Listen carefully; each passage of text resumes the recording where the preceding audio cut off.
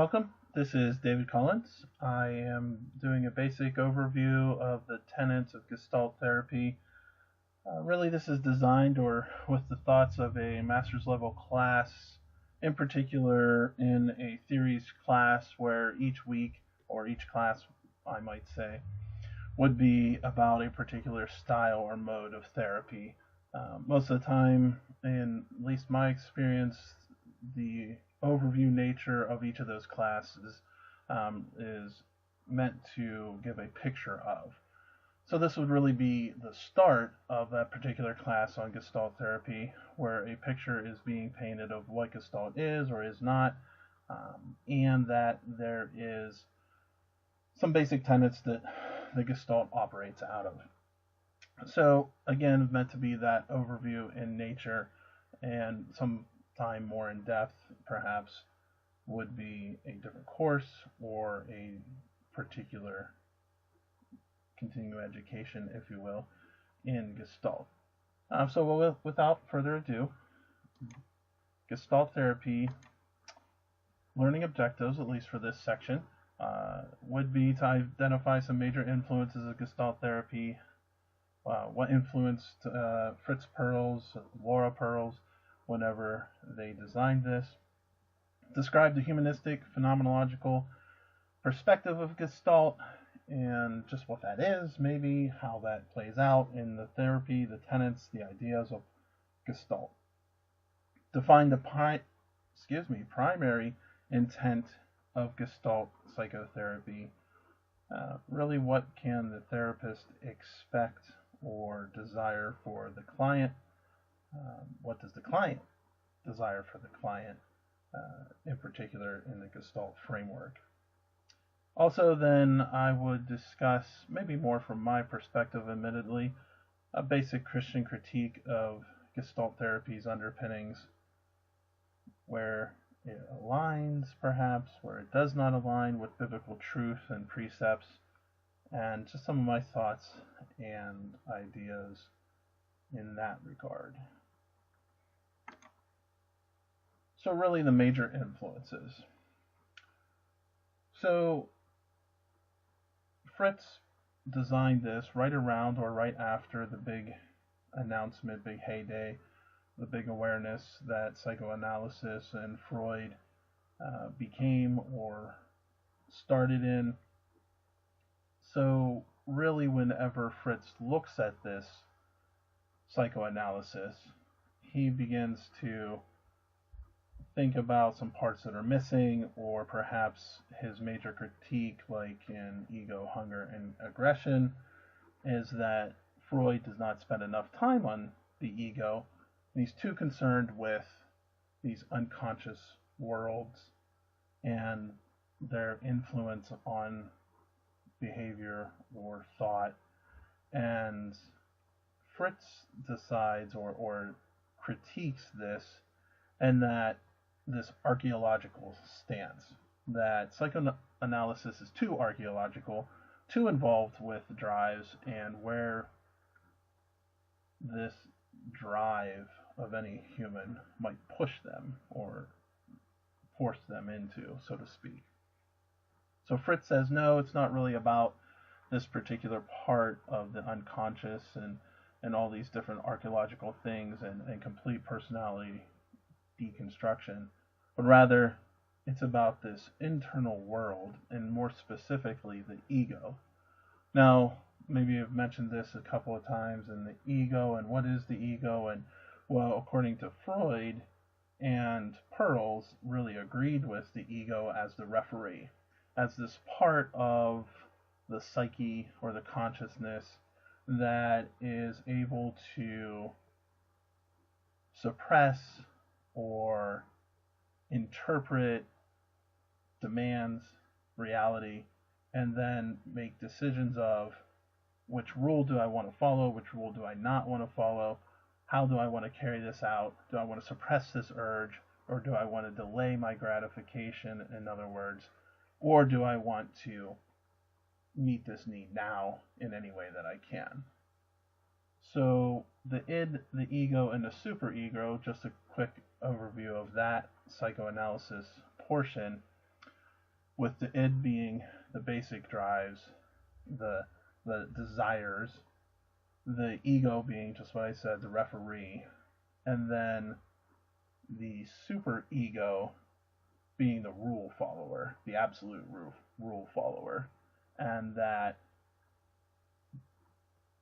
process, that interaction between the three wasn't really paid attention to as much in psychoanalysis. It was more about the unconscious, about that id. And Pearl said it's not only about this ego, it's about more than the ego.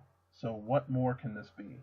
Well, this Eastern philosophy really influences the Pearls, Laura and Fritz. And by the way, Laura actually was the brain, so to speak, behind Gestalt. So she did the writings. She really synthesized a lot of the formulation, and unfortunately, often as the case back in the day of this era in the 40s and 50s, there was not much recognition of the contribution of the woman, and so Fritz, being the front man that he was, very theatrical, liked to be on stage, liked to be recognized, liked to be noticed. In many of his own admissions, he had difficulty sharing with Laura. And at any rate, that influence, or perhaps that idea, was not maybe addressed by Fritz terribly often, but the philosophy that Laura and Fritz really came to or operated out of was very Eastern. They were very interested and influenced in Eastern philosophy, in particular Buddhism. Now, Buddhism has this idea of the middle path. What is the middle path? Well, this middle path is the idea that there is balance in all things, and that if we seek this balance, if we look towards balance as humans, therefore that is really the point of harmony, of enjoyment perhaps, but that any part may be too extreme one way or not extreme enough, so to speak, in another way, is not the middle path. It's one side of the pendulum or the other. And that in particular, that is not reality, but that is mind-based suffering. That really our contribution to our own suffering is that we think about it. That we see something in one way, and then we base our actions on that in particular misinterpretation or mind interpretation. So the main philosophy, that push, is to recognize that there is a middle path, and we should, as humans, quote unquote, although Gestalt would never say should, follow that, foster that middle path. Gestalt psychology, another major influence, kind of relates to this in that Kohler, in Gestalt psychology, talks about the form and the function. And in his really seminal work that Kohler wrote, this psychology of seeing a shape, for instance, and completing lines that are not actually there, but complete the shape. For instance, two angled lines not touching each other would easily be shaped as a point. So Gestalt psychology said we have this tendency to want to complete the form, complete this item that we see, and then we therefore want to make meaning from that perception. However, we're not actually seeing the thing. It's our perception of that thing that completes the form. And so really Pearls was taken by this Gestalt psychology, form and function, and Gestalt means, in some loose translation, form, from the German. and then obviously took its major name in Gestalt Therapy. So there is a difference to also highlight. Gestalt psychology is something different than Gestalt therapy. They are not interchangeable terms. Perspective. So what is this perspective? Like, how do we talk about this perspective of Gestalt therapy and what it means maybe to operate in this world? Well, phenomenological is the major tenet. So what is phenomenology? What is a phenomenological study? It's a here and now focus. It's understanding the thing, the phenomenon, the what of what's happening right in front of us. So rather than interpret like Freudians do, the Gestaltist will look at this particular occurrence or thought or feeling, and rather than interpret, they will just simply recognize what is revealed, what is present right there, here and now, and rather put meaning or assign therapist meaning to that. The phenomenology of Gestalt, phenomenology in general for that matter, says or asks, what am I actually looking at? How am I interacting with? Not my perception of, not what my past or my future may be worried about, or my past is overlaying or putting on top of my current experience, but what is the actual experience? That's the here and now focus, the phenomenology perspective. Humanistic, in that the organismic self-regulation. The organism has the ability to self-regulate. Not only does the organism have the ability to self-regulate, which we as humans, by the way, are the organism, that this self-regulation is fruitful, that it is a possibility, that it is a good thing, and therefore really needs to be fostered. So humans have the capacity for growth. Humans have capacity for great things, great creativity. Now, Fritz looked at this humanistic thought and maybe had a bit of a twist than some other humanisms and saw people as basically negative, or the human condition is basically negative, in that we are constantly looking ways to avoid rather than to interact. And in that, the therapist's job becomes something to foster that in a very persistent manner, actually. And we'll talk about that a little bit later in some of the intentions. So this humanistic is that we as humans have the potential for growth and can therefore regulate ourselves.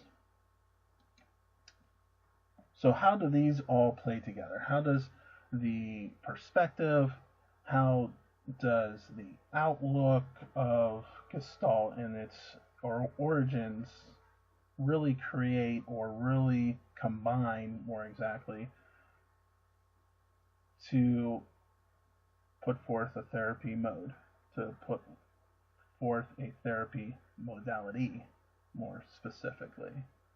Well, the intention of Gestalt therapy, the intention of a Gestalt therapist, is really to create awareness, to be able to operate in the moment, to have the ability to respond, to be choiceful in this contact, to reduce the polarization, the pendulum swing of one extreme to the other extreme, and really to complete this unfinished business that is blocking all of these other abilities.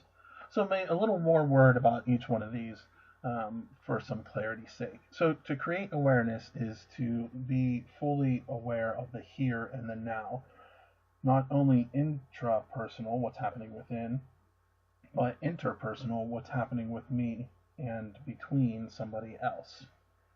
So really modern Gestalt therapists and Pearls would say this as well: co-constructed reality. How am I aware of what's happening right now in this reality that I am creating with something, whether the reality is an interaction with an object or an interaction with a person? What is that actual phenomena? Back to the phenomenology. So it operates in a moment. It's not looking at the interpretation of the past or the worry of the future. How am I experiencing now?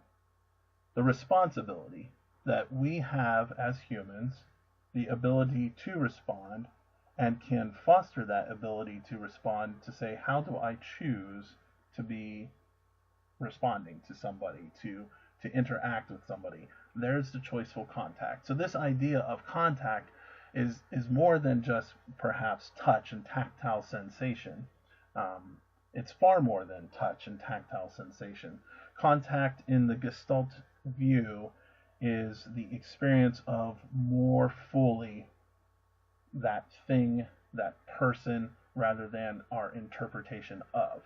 So just the absolute experience of, rather than my preconceived assigned meanings. What am I experiencing as I do, not what I think I do? So to reduce that polarization is also an intent of the therapy of Gestalt, where I say maybe as a client would all or nothing thinking.